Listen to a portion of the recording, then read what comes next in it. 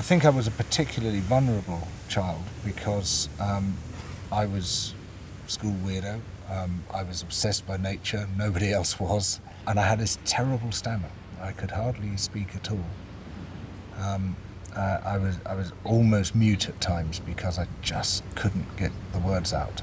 And that did make me very vulnerable and very subject to bullying. And it was pretty devastating. It was psychologically devastating. And I had to find a way of surviving, of just not losing my mind. And the place I put myself was on the Kon-Tiki expedition, because this extraordinary explorer, Thor Heyerdahl, had written this book about his attempt to recreate what he thought was this massive Polynesian journey across the Pacific on a raft.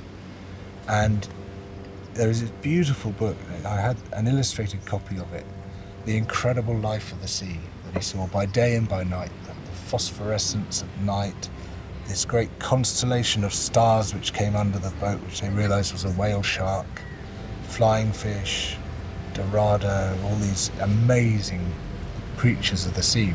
And the seas were much richer in those days.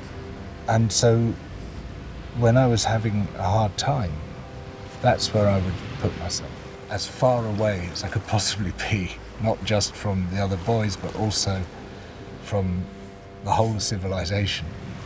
And it was only after I'd been sea kayaking for a few years that I realized that completely unconsciously I had recreated that escape.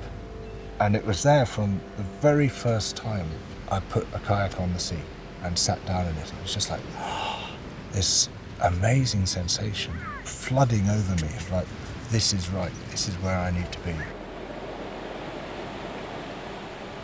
I'm constantly aware that for all the beauty and wonder I encounter, it's a tiny fraction of what there once was and what I feel there should be again. The seas around Britain used to be some of the most abundant on Earth, an incredible profusion of life. And in just a few generations, we've lost this extraordinary abundance, diversity, wonder. And it's interesting how people talk so much about plastic, about pollution, and these are real issues. Of course they're real issues. But by far the biggest impact on the seas is fishing, because it transforms that entire astonishing, rich ecosystem into seafood. And then all those choice cuts of fish that we eat, I mean, all those were astonishing creatures swimming around in the sea.